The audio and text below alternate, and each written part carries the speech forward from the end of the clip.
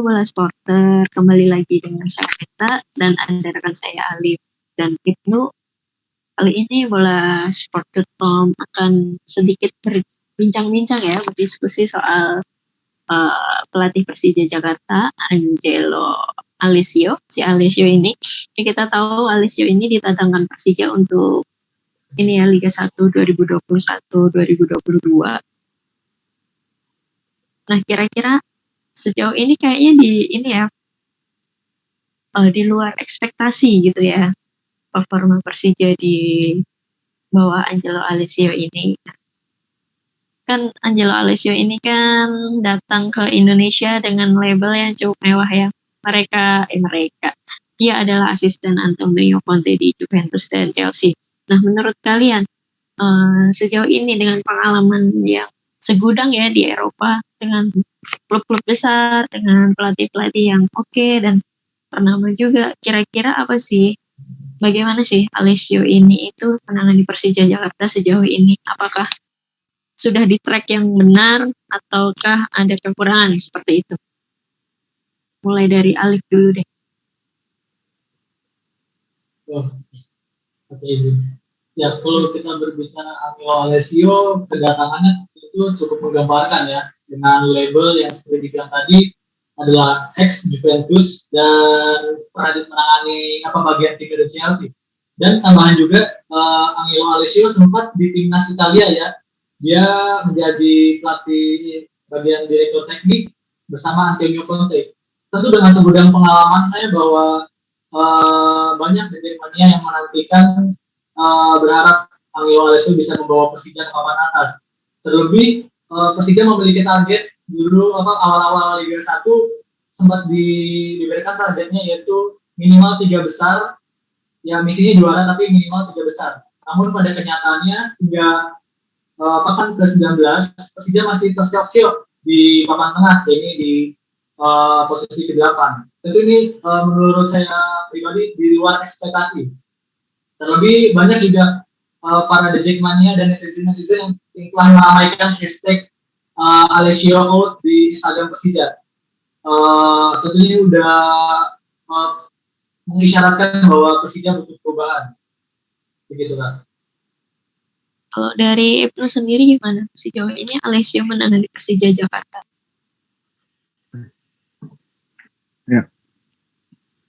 Ya, kalau menurut saya pribadi memang Alessio belum konsisten, masih kadang menang, kadang imbang, kadang kalah. Tapi kalau melihat kemarin itu jadi kayak pukulan telak ya, kalah lawan Persipura yang notabene tim degradasi kemarin. Menurutku itu ya, kalau sebagai fans atau pendukung Persija mungkin dia malu ya kalah dari tim papan bawah. Dan ini harus menjadi evaluasi besar untuk Persija ke depannya. Apalagi mereka udah banyak perubahan di jendela transfer paruh musim ini. Semua kekurangan alibi Angelo dari putaran pertama udah dipenuhi. Banyak pemainnya didatangkan dan sebagian besar merupakan pemain berposisi gelandang. Tapi menurut saya pribadi memang ada nggak selamanya kayak itu kesalahan Angelo. Kemarin pas laga kemarin memang para pemain baru itu memang kelihatan memang belum kompak aja. Menurut Ahmad Bustami sama Konate itu belum kurang menyatu. Menurutnya kalau kekalahan kemarin memang bisa jadi nggak sepenuhnya jadi tanggung jawab Angelo, tapi kalau bicara dari pertandingan sebelumnya emang Angelo harus tanggung jawab harus yang jadi penanggung jawab utamanya menurutku. Itu dulu Mbak, kan nanti mau dibahas lebih panjang. Oke. Ini mungkin ya dari kita Liga 1 ini kan udah mencapai pekan ke-20 ya. Nah, udah masuk ke putaran kedua. Kira-kira Angelo Alessio kan sudah melewati setengah musim ya istilahnya sama Persija. Kira-kira untuk sisa musim kompetisi ini Angelo Alessio ini bakal, menurut kalian prediksinya itu bakal apakah bisa membawa Persija lebih bangkit dengan pemain baru yang didatangkan oleh Persija tadi ya, seperti yang dibilang tadi kan mendatangkan Makan Konate, Ahmad Bustomi, seperti itu. Kira-kira prediksinya untuk sisa musim ini bisa nggak sih Alessio itu setidaknya memperbaiki posisi Persija lah, atau enggak mencapai target minimal 3 besar gitu loh. Ya, saya sebenarnya setuju dengan apa-apa dengan Mas Ibnu bahwa inkonsistensi menjadi masalah besar bagi Persija. Seperti diketahui sebelumnya Persija menang, besoknya belum tentu menang. Itu menjadi sebuah masalah yang sering terjadi menghadapi Persija. Dan dengan mendatangkan beberapa pemain baru, tentunya harapannya dapat membawa dampak positif bagi Persija dan mendongkrak posisi Persija. Lalu kalau bicara apa lagi? Pemain baru, tapi kita harus menggarisbawahi bahwa pemain baru membutuhkan adaptasi ya, bagi Makan Konate dan ada Syahrini Abimanyu yang baru kembali ke Liga Indonesia. Tentunya pasti diharapkan bahwa bisa membawa lagi bahwa pas awal-awal kan Persija terlalu mengandalkan pemain muda ya, seperti kita ketahui. Dan tentunya dengan mendatangkan pemain baru ini yang dikabarkan ini adalah pemain-pemain yang dibina yang diinstruksikan langsung oleh Alessio. Ya, saya memprediksi bahwa sepertinya bisa Angelo Alessio membawa perubahan dengan adanya pemain baru ini. Begitu kan. Kalau dari Ibnu sendiri gimana Nuk melihat setengah musim yang akan datang dengan pemain-pemain baru di bawah Alessio ini, apakah bisa istilahnya membuat Persija itu lebih konsisten atau enggak merangkak naik di klasemen seperti itu? Iya. Kalau aku pribadi masih 50-50 kan. Ya kalau ya aku matoknya 3 laga ke depan inilah. Ini kan Persija dari ini keempat ini kan dapat tim yang bisa dibilang mudah-mudah lah. Kemarin yang sulit itu Bang Bayangkara, tapi mereka dapat hasil imbang 1-1. Kemudian lawan PSIS mereka menang, dan baru kemarin lawan Persipura mereka malah kehilangan 3 poin yang itu sangat berharga. Nah, untuk 3 laga berikutnya kan lawan Persija adalah hari ini Persela, kemudian Persita sama Persiraja. Nah, kalau ketiga laga itu Angelo tidak bisa membalas kegagalan kemarin, yaitu harus jadi pertimbangan manajemen sih untuk untuk memberikan peringatan keras. Kalau 3 laga nanti bisa 3 menang, berarti kan paling tidak dapat berapa? Dapat 9 poin, dan itu akan membuat Persija paling enggak nanti bisa kalau menang paling bisa naik lagi. Soalnya kan ini kan selisih sama peringkat pertama itu jaraknya udah 12 poin, jadi paling enggak 4 laga. Jadi mau nggak mau Persija harus memanfaatkan, kalau besok kan ketemu lawan siapa harus benar-benar dimanfaatin. Kemudian untuk pemain baru, ya menurutku emang siapapun pemain baru itu tetap butuh adaptasi, tetap butuh penyesuaian. Nah, apalagi pos yang diisi pemain baru adalah lini tengah, yang mana lini tengah dari putaran pertama itu sudah jadi evaluasi, jadi titik fokus yang selalu belum ditemui hasilnya itu. Jadi tetap belum ada ketemunya loh, Mbak, jalan keluarnya. Menurutku kalau untuk pemain baru nanti ya maklum lah, belum bisa menyatu, maklum. Kemudian aku yakin nanti kan ada Rohitchan nanti udah kembali. Syahrian, ya semoga kondisinya Syahrian ya, kemarin kan sempat cedera, semoga nanti dia juga nggak cedera, maksudnya udah pulih banget. Jadi kan enak banget kalau untuk jadi playmaker atau untuk jadi siapalah nanti di lini tengah Persija. Sementara kan sekarang itu lini tengahnya itu baru ada Ahmad Bustami, makan Konate. Nah, kemarin makan Konate, aku kemarin agak sedikit kecewa sama pertandingannya lawan Persipura. Yang mana Persija yang biasanya bisa mendominasi, kalau kemarin itu malah diwawancara Aceh sama Persipura, dan penguasaannya bola pun sangat tinggi banget. Itu menunjukkan kalau Persija belum siap dari segala aspek, nggak cuma dari lini tengah, tapi juga lini belakang, lini serang. Terlihat beberapa gol kemarin ada pemain yang tidak segera ke bawah untuk membantu pertahanan gitu. Saya nggak tahu ini cuma apa gara-gara kesalahan strategi, apa emang pemainnya yang nggak menjalankan strategi. Tapi emang kemarin jelek banget mainnya. Nah, dengan harapan nanti kalau ada Syahrian, ada Rohican, ada siapa lagi mas?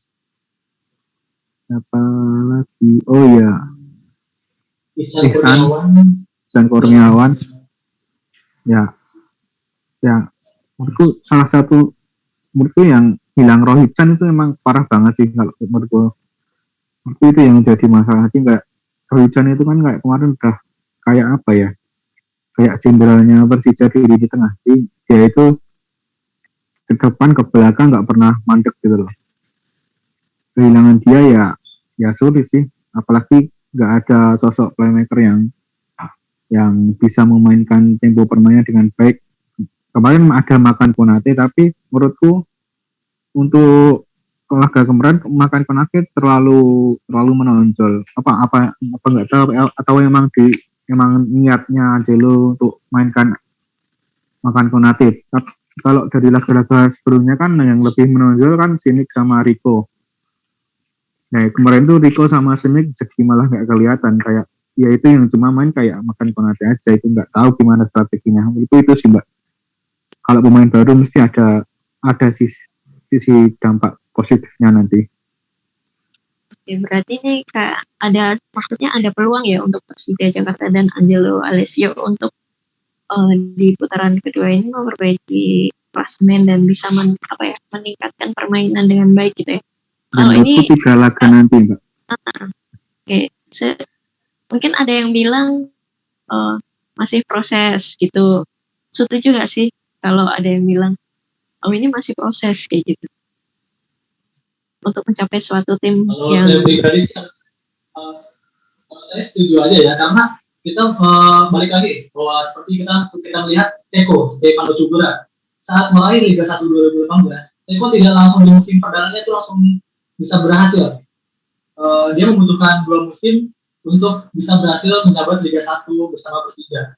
Bahwa musim perdana tampil kurang, maksudnya musim perdana tidak berhasil menjadi juara itu bukan menjadi suatu hal yang buruk ya, karena itu balik lagi itu proses. Contohnya seperti tadi Teko yang membutuhkan 2 musim untuk membawa Persija meraih titel perdana, begitu kan. Kalau dari Ibnu gimana, Nuk? Ada yang bilang ini masih proses gitu, kayak nggak bisa nih hasilnya instan kayak gitu. Tapi mungkin kayak culture Liga 1 tuh gonta-ganti pelatih, jadi kayak supporter tuh kayak terbawa gitu ya. Tim lain tuh nggak bagus, ganti pelatih, terus jadi kayak ke bawah gitu. Gimana? Ya, kalau itu kayak, ada yang bilang soal proses gitu.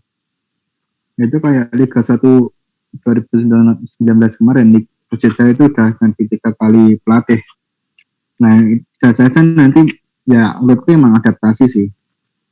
Tapi kan ada targetnya. Manajemen juga masang target berapa, target posisi berapa. Nah, saat ini kan Persija ada di peringkat 8. Waktu Teko di musim pertama itu kan bisa mencapai kalau nggak salah 5 besar, peringkat 4. Nah, menurutku kalau peringkat masih 5 besar, menurutku itu masih layak. Nah, tinggal nanti gimana Angelo dalam seri keempat inilah. Pasti ini ada target poin berapa yang harus diraih Persija dari 6 atau 7 pertandingan ini kan. Karena mereka sudah kehilangan 2 2 poin jadi kehilangan 5 poin dan itu tidak sedikit. Kalaupun nanti 3 pertandingan ini bisa dituntaskan dengan maksimal, nah bisa saja nanti Persija naik lagi ke 5 besar lah paling enggak. Nah nanti kalau tergantung manajemen lah nanti gimana putusin soal Angelo. Yang terpenting ini menurutku inilah targetnya dulu nanti yang bisa dicapai enggak dalam seri 4 inilah minimal. Kalau emang nggak bisa dicapai ya udah diganti aja. Ganti yang menurutku pelatih yang lebih mana ya, yang sifatnya lebih kayak Eko itu. Angelo menurutku kayak lebih kurang ya secara taktik dan strategi menurutku masih kurang ya, kayak kurang cepat untuk ganti strategi atau gimana. Kadang kalau dari lini depan itu umpan lambung terus tumpul itu pasti dipaksain terus. Nah itu kadang yang membuat saya bingung Mbak. Mungkin karena pendekatan pemainnya juga kurang. Jadi kan kayak ada gimana ya, kayak kurang bersih, jadi kayak nggak kompak gitu, masih dari putaran pertama sampai sekarang belum terlihat kompak banget. Oke. Gitu ya, kan kita udah bahas soal Alessio bagaimana paruh pertama dan kira-kira akan bagaimana di paruh kedua gitu ya. Nah ini kayak ada anggapan-anggapan gitu, misal kalau Persija itu nggak cocok sama pelatih Eropa Barat gitu nggak sih? Sebelumnya ada Julio Banuelos ya dari Spanyol ya, kayak gitu, yang juga pendek juga kan di Persija kayak gitu. Dan Persija Jakarta tuh kayak suksesnya tuh di bawah pelatih kayak Teko ya dari Brasil. Terus sebenarnya ada banyak pelatih di Persija yang cukup membawa prestasi ya bagi Persija, kayak Ivan Kolev gitu ya, terus kayak Arsen Yuri gitu. Tapi Ivan Kolev dari Bulgaria dan Moldova, mereka juga Eropa, tapi Eropa yang bagian timur atau utara gitu. Mungkin apakah gaya melatih sepak bola Eropa Barat nih kurang cocok di Indonesia kayak gitu? Gimana nih menurut Alex? Setuju sih, walaupun Angelo Alessio kita tahu punya nama besar, pernah di Chelsea, Juventus, Napoli. Namun mungkin Alessio masih perlu ada penyesuaian atau belajar taktik di Indonesia seperti apa, itu perlu. Nah kita bisa ambil contoh seperti musim lalu Essien ketika datang di Persib, itu sangat menggembar-gembarkan, tapi pada akhirnya Essien gagal mendongkrak pertahanan membawa Persib juara ataupun masuk ke 5 besar aja Essien tidak bisa. Nah, itu balik lagi, nama besar tidak bisa melulu bahwa langsung bagus atau langsung tune in di musim pertamanya gitu. Dari Ibnu sendiri gimana? Apakah gaya melatih dari Angelo Alessio yang terbiasa ya di main-main di Juventus atau main di Chelsea yang Eropa Barat kayak gitu, apakah emang belum kurang paham sama culture sepak bola Indonesia seperti apa gitu? Ya waktu pertama kedatangan Angelo aku juga kaget, tapi agak kebingung sedikit ya. Kok Persija nyarinya pelatih Eropa gitu. Padahal kan tiga pelatih sebelumnya itu kan dari Amerika Latin semua. Terakhir kan Juliones itu asisten pelatihnya Luis Milla itu yang nggak sempat main, yang nggak melatih lama terus dipecat digantikan Adrian Tavares. Nah menurutku dari ya gimana ya, pelatih dari manapun menurutku nggak masalah sih. Menurutku harusnya pelatih itu bisa menyesuaikan dengan kultur sepak bola yang di negaranya, di Indonesia, di sini misalnya aku lihat pelatih Eropa yang sukses itu ada Paul Munster sama sebelumnya siapa yang dirtek Bayangkara? Munster sama Simon. Nah Simon kan ya emang sih Simon sebelumnya emang udah pernah ke Indonesia walau nggak lama, tapi di musim perdananya itu kan Simon udah nunjukin dia itu bisa membuktikan dari Eropa. Kemudian Paul Monster yang dari musim lalu masih di Bayangkara dan sampai saat ini masih konsisten permainnya, masih di papan atas mengantarkan Bayangkara, dan ini kan membuktikan nggak melulu kalau itu pelatih Eropa jelek tuh. Ya harusnya pelatih itu yang harus menyesuaikan dengan kultur kondisi yang ada di lingkungan kerjanya. Di sini kan Indonesia. Nah, menurutku dari Anjelo sendiri itu emang dari awal emang masih bagus strateginya itu masih main gitu. Ya akhir-akhir ini kayak kayak ada yang nggak jalan itu. Menurutku kayak dia ya secara pribadi aku melihat sebagai penonton lah, melihat nggak sebagai apa ya, penilai atau judges atau kan latar belakang saya sendiri sebagai penonton. Dia itu kayak udah tertinggal sama pelatih Indonesia yang sekarang. Misal kemarin ada pelatihnya Arema, Eduardo Almeida, yang pada awal musim itu hancur mainnya, nggak genah, tapi setelah itu konsisten bagus banget. Padahal dia backgroundnya itu cuma mantan pelatih Semen Padang kalau nggak salah, yang kemarin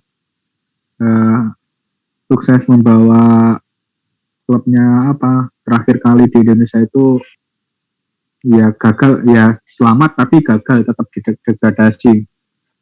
Dengan latar belakang yang kayak gitu, Eduardo dan pemain-pemain seadanya yang dia rekrut di awal musim, dia mampu membawa Arema FC lebih baik. Demikian dengan pelatih yang lain seperti Aji Santoso yang secara permainan itu dilihat menyenangkan itu. Semua pemain bergerak kayak udah menerapkan sepak bola modern lah. Jadi enggak kalau bertahan nggak cuma pemain bertahan, tapi pemain tengah dan pemain penyerang juga ikut ke belakang. Nah, dan Persija itu masih kaku, masih untuk mundur saja itu dua pemain yang ya dalam 3 laga terakhir ini loh yang nggak siap ke belakang. Tapi pas putaran pertama emang bagus banget sih main putaran pertama Persija. Nggak tahu apa ada masalah apa. Menurut itu sih Mbak, tetap ada harapan sih nanti Angelo. Berarti ini masih tetap ada harapan ya, dan proses itu pasti ada gitu ya. Beri waktu untuk sang pelatih itu jangan ditekan gitu ya. Melihat kayak yang dibilang Ali, Teko juga butuh proses untuk menjadikan Persija juara dan bagus gitu kan. Nah, kan kita juga tahu kalau kita juga nggak bisa ya meremehkan kualitas Angelo Alessio, pastinya bagus dengan pengalamannya di klub-klub besar di Eropa gitu. Mungkin apakah ada kendala soal misal ini kayak kedalaman pemain Persija, terus kayak beberapa pemain Persija kan juga dipinjamkan ya, kayak Ryuji dipinjamkan seperti itu ya. Terus kayak ada jadwal Liga 1 yang terlalu padat dan berpengaruh ke pemain, kondisi fisik pemain. Apakah itu berpengaruh pada ini ya,